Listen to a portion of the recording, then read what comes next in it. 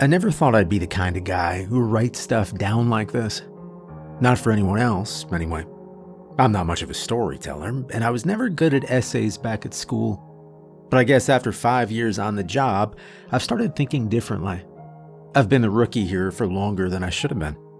Not because I'm bad at it or anything, but because no one else ever sticks around long enough to take the title off me. So yeah, I'm Nathan. 33 now. I grew up not far from here on my dad's cattle ranch. My dad's still out there, just him and a few dozen head of cattle. My older brother, Jake, took over most of the work after I left, so I didn't feel too bad about it. Ranching was never my thing. Too much mud, too much quiet, and too many hours wrestling with animals twice your size. Figured being a cop would be similar. Wrestling people instead of cows, but with a badge and a paycheck that didn't depend on beef prices. I joined the department here when I was 28. Small town, barely a blip on the map. You wouldn't find us unless you were looking for us, and even then you might miss it. No big crimes, no gangs or shootings. Mostly, we deal with drunks who get too rowdy or neighbors arguing over noisy dogs. Simple work. Sometimes boring, but simple. I was partnered up with Joey from the start. He's been on the force for, I think 30 years now. Real old school type. Big mustache, loves fishing, talks about retirement like it's some mythical place. We get along fine. He's like a second dad, but without all the lectures about doing more with my life. Joey's got this thing for frozen pizza from Graziano's, the little grocery store downtown. Eats one almost every shift. Swears they're better than any pizza place in town, even though they come out of a microwave half the time. I never argue with him about it. The town itself is strange. On the surface, it looks normal. Quiet streets, well-kept houses. The kind of place where people wave at each other, even if they're strangers. But there are things. Little things. Like no one locks their doors. But every house has salt hanging above the door. Little cloth bags or jars filled to the brim. Nobody talks about it. It's just how it is. Like the salt's more important than a deadbolt. I didn't think much of it growing up.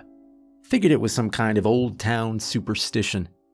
But 5 years on the force, I've started noticing more. Things people don't say. Rules they follow without even thinking. And I've been here long enough to realize that I don't know all the rules yet. And that's why I'm writing this down. Someone needs to, in case there's another rookie after me. They deserve to know.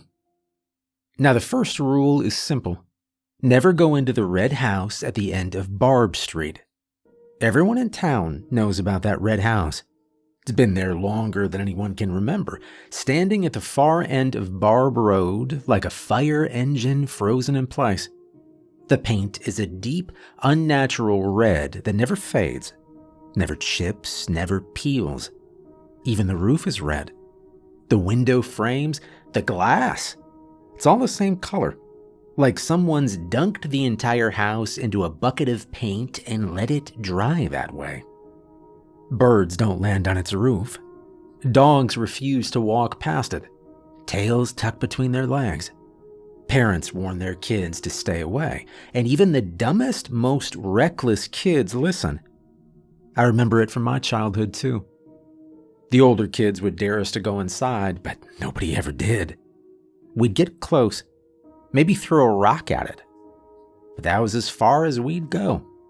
We'd laugh and call each other cowards, but the truth was, none of us wanted to test what everyone in town already knew. People go missing around the red house. Not often. Not enough to make the news. But enough. There are rumors, of course. Every town has stories, and this town is no different. Some say the house is haunted, filled with things that steal people away if they get too close. Others say it's cursed, that something happened there long ago, something too terrible to be forgotten, and the house itself remembers. But the most popular story is the one about Barth. That's what they call her, Barth. No last name. No real explanation for the name at all. Just Barth. She was a young woman once, or so the story goes. Lived in that house with her family a long, long time ago. But something was wrong with her. Something cruel, something evil. Some say she was a shapeshifter. Others say she was something much worse. Whatever she was, she did something. Something so terrible that one by one, her family started dying. First her parents, then her uncle, then her younger sister. They say she killed them, though nobody knows for sure. The only one left was her older brother, and he was the one who stopped her. He trapped her in the basement of the red house and he ran, left town, disappeared. But Barth never did. And that was over 100 years ago. At least that's how the story goes. Some say she's still down there, trapped beneath the red house, waiting. There's even a nursery rhyme about her. The kids in town don't sing it anymore, but I remember it from when I was younger. We'd sing it during sleepovers, daring each other to say it out loud near the red house. No one ever did. It went something like this. Barth, Barth, behind the door. Barth, Barth, crawl on the floor. Barth, Barth, don't let her see. Barth, Barth, don't set her free. I used to think it was just a creepy song kids made up to scare each other. Now I'm not so sure. The red house has been quiet for a long time. No disappearances, no strange happenings. Just an old empty house that no one wants to go near. The town leaves it alone, and it leaves the town alone. That's how it's been for decades. Every now and then, the station gets a call. The number pops up on the old caller ID, same as always. The red house's landline. The one that hasn't been in service for years. But it still calls. Joey and Barker know better than to answer. But every now and then, one of the new dispatchers forget. Picks up the line, asks who's there. No one speaks. Nothing comes through the receiver. No voices, no breathing, just silence. They don't stay on the line for long. If no one speaks, they hang up. That's another rule. Never listen for too long. Most of the time, that's the end of it. The phone rings, somebody picks it up, no one speaks, the call ends. Joey and Barker say it's just protocol. You don't ignore a call, even if you know where it's coming from. You pick it up, listen for a few seconds, then hang up. No one wants to be the guy who ignores the phone the one time somebody needed help. But then there's the story of the last officer who went inside. It happened 30 years ago. Back when Joey was younger, before he became the old-timer with a bad knee and a love for frozen pizza. There was a rookie, back then, fresh out of training, eager to prove himself. The kind of guy who didn't believe in small-town superstitions. One night, on a dare, he went into the red house. He came out running less than a minute later, pale and shaking, his right arm broken. He never said what happened, never talked about what he saw in there. He quit the force not long after, packed up his things, left for the big city. Nobody ever saw him again. All I know is this: never go into the red house at the end of Barb Road. The next rule is just as important as the first. Don't ever stop on Road 6. You wouldn't think much of it if you saw it during the day. Just another long, empty stretch of road leading in and out of town. The asphalt is cracked, the pavement worn, and the old red poles that mark both ends have faded under the sun. There used to be lights on top of them, but they burned out years ago. No one bothered to fix them, Nobody sees the point. Because lights don't work on Road 6 anyway. You can drive through it just fine, but the second you try to use your brights, the world in front of you turns pitch black. The first time it happened to me, thought it was my car. Turned the lights off, turned them back on, and nothing changed. Just darkness stretching on for miles. Then I drove past the last red pole, and just like that, everything was normal again. It's been like that for as long as I can remember. There's something else I should tell you about Road 6. It's where most of the accidents happen. We don't get a lot of crashes in town, but when we do, it is almost always there.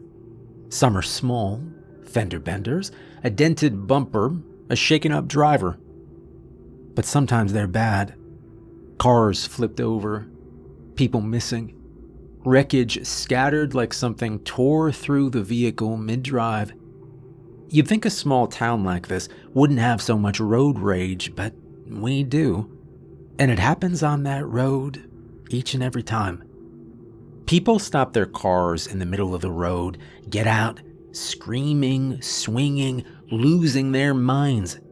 Mild-mannered folks. People you wouldn't expect to snap, losing themselves in the stretch of asphalt. There was a man a few years back, quiet guy who ran a hardware store downtown. One night, he pulled over and started smashing his own windshield with a tire iron.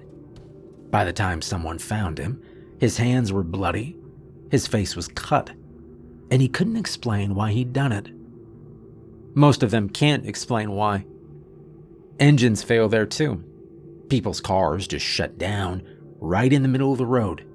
Tow trucks won't go out there at night. Then there are the hitchhikers. Every few months, one of them goes missing. A drifter, a backpacker, someone passing through, someone who doesn't know the rules. They walk along the side of the road, thumb out, waiting for someone to pick them up. But if they don't get a ride before nightfall, they're gone. No trace, no body. Just their bags sometimes. Their belongings scattered along the pavement as if they dropped them mid-stride. That's bad enough. But the strangest thing about Road 6 isn't the accidents. It isn't the missing hitchhikers. It isn't even the way the headlights stop working. It's the people who get lost. Road 6 isn't long. It's a single stretch that loops through the town before leading back to the highway. No exits, no turns. Should be impossible to get lost on it. But it happens. Every 6 months or so, someone will come running into the station, wild-eyed, panting, drenched in sweat.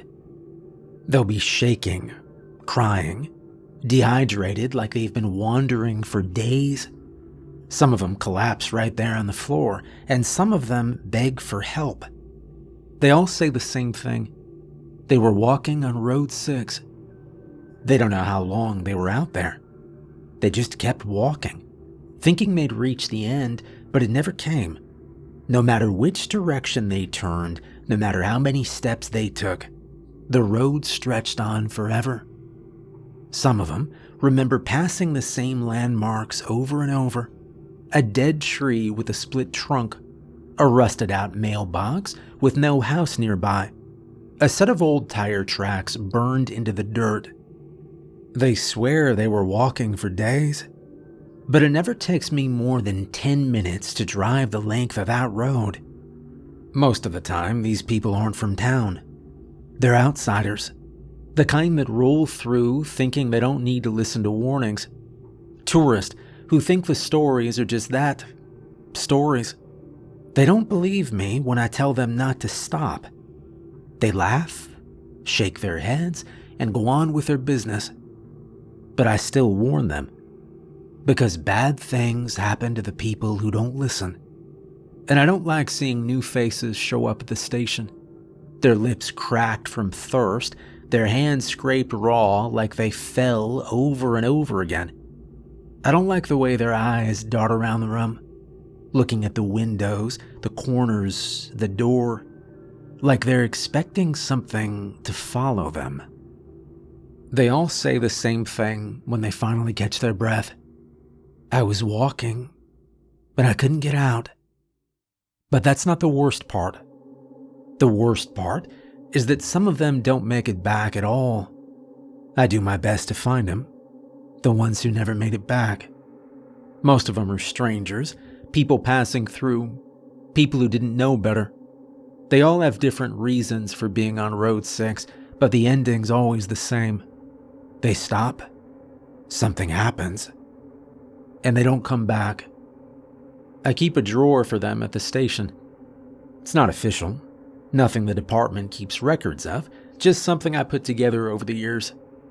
Inside are copies of missing persons reports, old driver's licenses, blurry security footage from the gas station downtown, anything I can find, anything that helps me remember, because I never forget a face.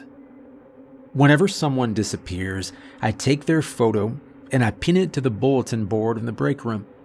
The board's an old thing, covered in faded notices and half-forgotten reminders. Some of the papers have been up there so long they've turned yellow at the edges. But my section is newer. The missing posters stand out, fresh ink on clean white paper, staring back at me every morning. There's no pattern to the disappearances, no clear reason why some people get lost and others don't. It doesn't happen often enough for people in town to talk about it. Not like the Red House. Not like the other rules. Road 6 just sits there, empty most of the time, a stretch of cracked pavement with 2 old red poles on either side. But I know what it does. I've seen what happens. Sometimes, I drive out there just to look. I don't know what I expect to find. Tire tracks that lead nowhere. A shoe abandoned on the side of the road. Something, anything, that explains why people walk into that stretch of highway and never come out the other side. But it always looks the same. Long, empty, quiet. I tell myself I'll find an answer someday, but I don't believe it. Still, every morning, I stop in front of that board, coffee in one hand, a stolen pizza slice in the other. It's not just about the people who've already gone missing. It's about the ones who still have a chance. The ones I might be able to stop before it happens again. That's why I keep warning people, even when they don't listen. Even when they roll their eyes, mutter about superstitions, and drive off like it's just another road. Because I know better. And I don't want to add another face to that board. Most of the rules in this town are unspoken, passed down in quiet conversations or learned the hard way. But this one is different. This one is written down. It's the only one recorded in the official department manual. The first thing you learn when you take the job. Use the red tape. If there's an accident, mark the area with red tape. If someone goes missing, put red tape where they were last seen. If something feels wrong, you mark it. No questions, no hesitation. Just do it. The town is covered in these warnings. Poles wrapped with strips of red plastic. Old buildings with an X slashed across the door. Even vending machines with a single band of red tape stretched across the side. Some of them have been there for years. The tape sun-bleached and curling at the edges. Others are new, fresh and stark against whatever surface they cling to. And no one removes them. People in town know better than to touch the tape. Joey told me once, back in the old days, folks used red ribbon instead. Said it was an old tradition, a way of marking places where spirits lived, or where something unnatural had happened. A warning, a barrier, a reminder to stay away.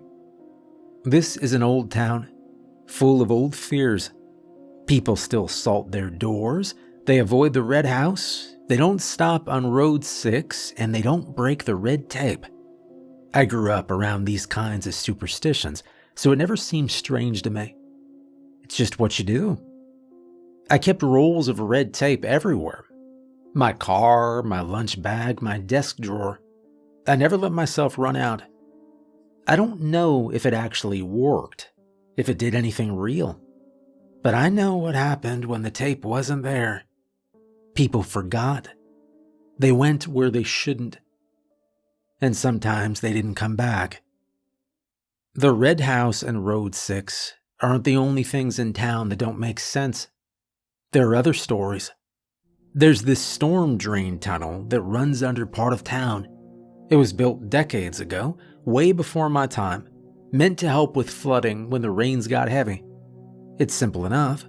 Just a wide concrete tunnel, about 5 feet high, running beneath the roads. The kind of place kids dare each other to crawl through, even though they're not supposed to. But there's something off about it. I first heard the stories when I was a kid. A boy named Kyle, he was a grade above me, crawled into the tunnel from the entrance near the old post office. It was supposed to come out on the other side of town, near the soccer fields. That's what everyone thought. But Kyle never showed up there. His friends waited at the exit for almost an hour before they ran home and told their parents. A search started, of course. Whole town got involved. Cops, volunteers, even my dad went out looking. They expected to find him stuck somewhere in the tunnel, maybe hurt. But then hours later, Kyle came stumbling out of the woods on the east side of town, nowhere near where he was supposed to be. He was covered in mud, shaking, like he'd seen something that didn't make sense. He didn't talk much after that. I remember seeing him at school the week after it happened. He was quieter, kept his head down, and no one really pushed him for details. But the story spread. People started saying the tunnel didn't work like a normal tunnel. That if you went in at one spot, you couldn't be sure where you'd come out. Over the years, there were other stories, kids mostly. Someone would come in and come out somewhere else, sometimes way off in the woods, sometimes by the train tracks that haven't been used in decades. No one's ever been able to map where the tunnel actually leads. A few people tried, bringing flashlights and string to trace their path. But they'd always come back out at the same entrance they went in, even if they swore they'd been walking straight the whole time. And then there's the cat. Sounds dumb when I say it out loud. A black cat? Feels like something out of a Halloween decoration set. But people around here take it seriously.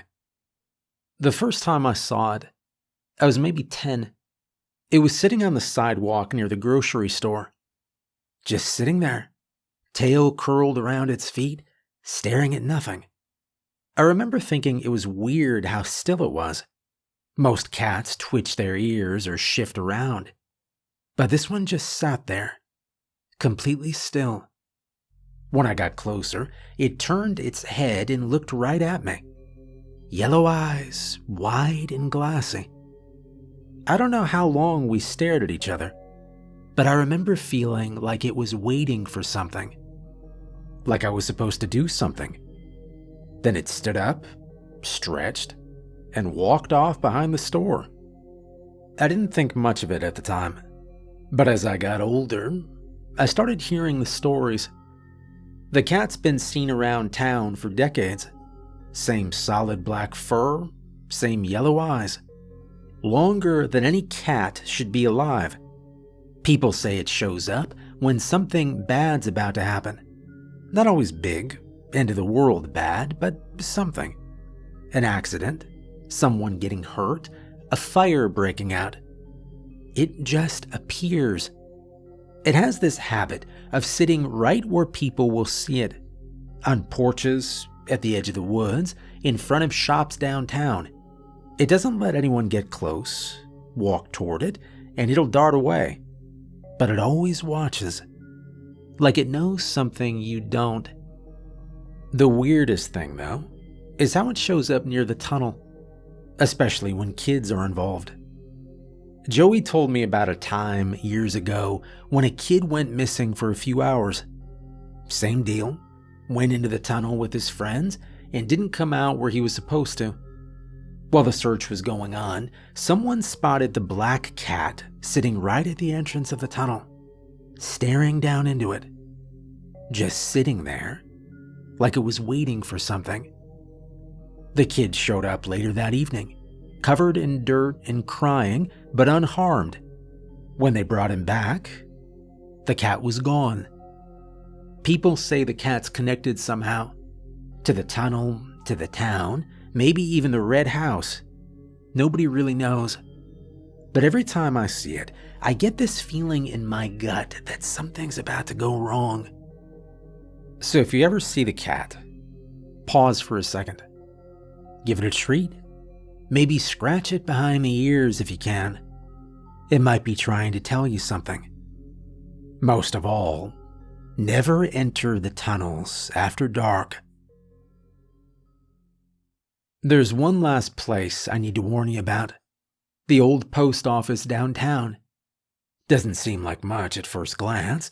Just a squat brick building with peeling paint and broken blinds in the windows. The flagpole out front has been empty for as long as I can remember. No one uses it anymore. Not for real business anyway. There's a newer post office out on Main Street that handles the town's mail now.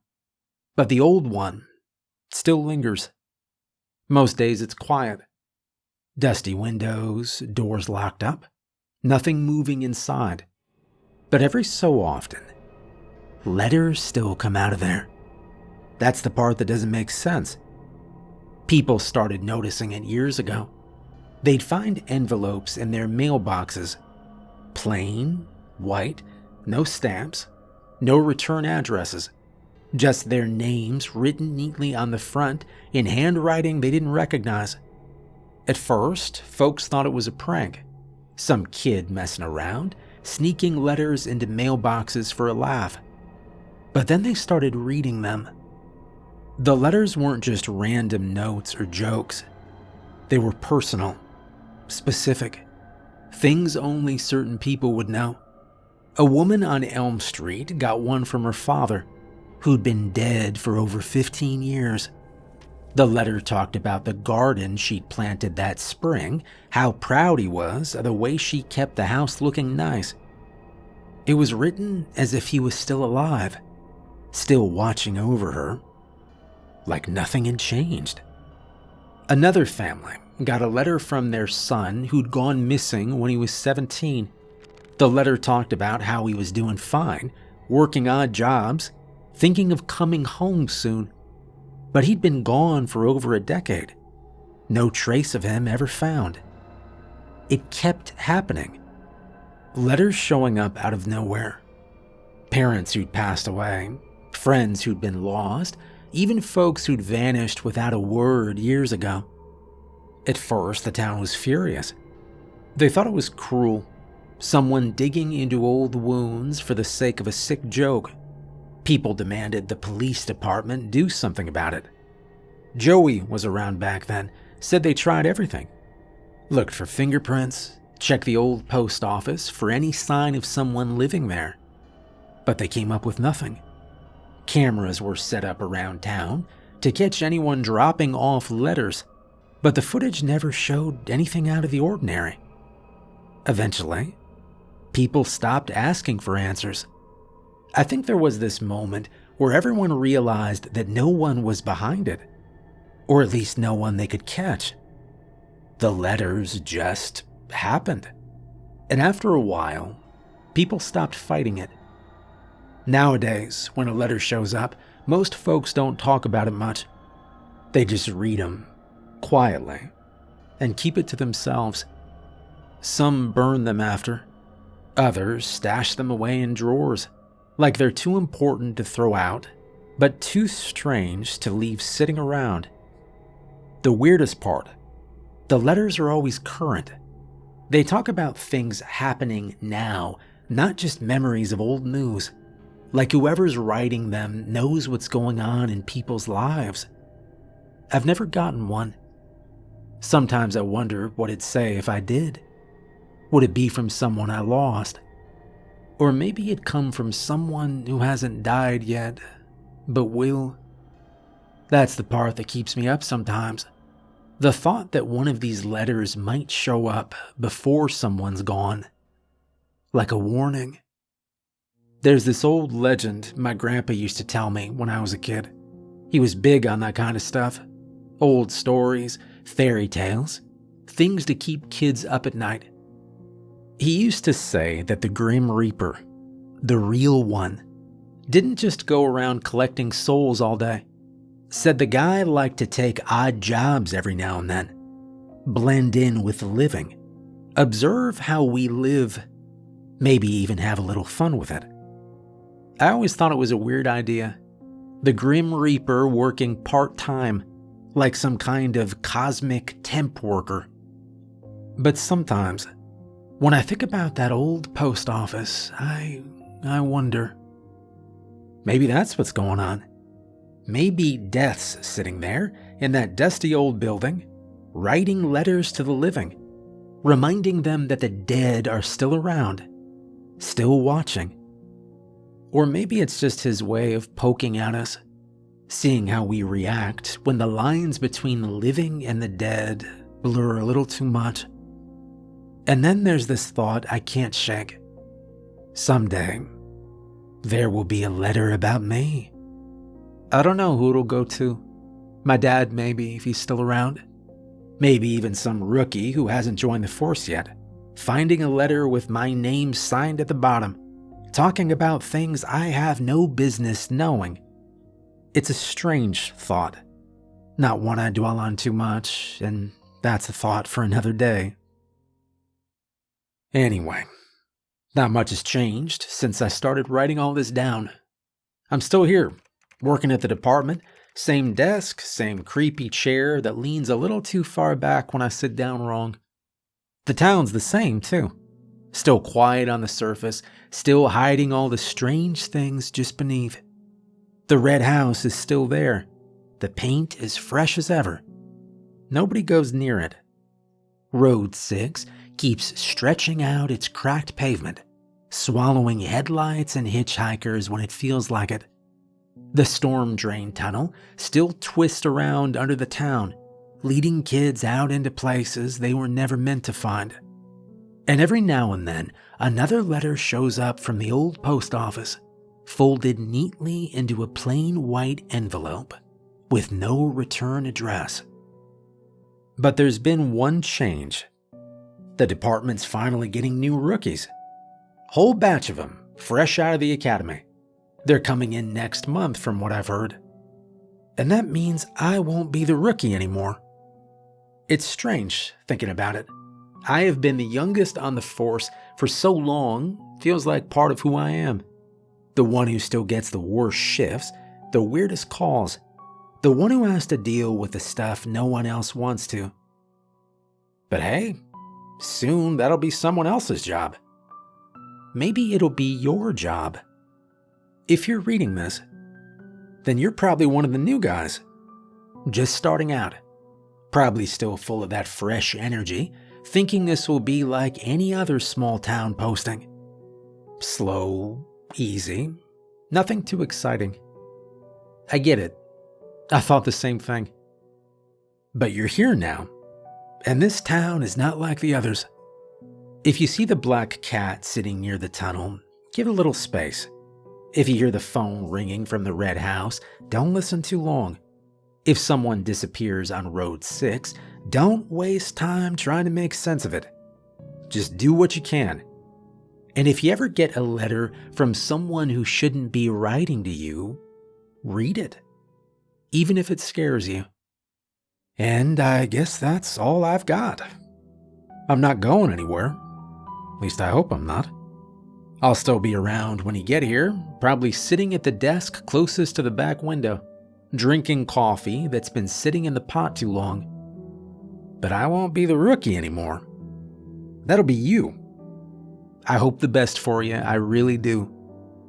But most of all, I hope you follow the rules.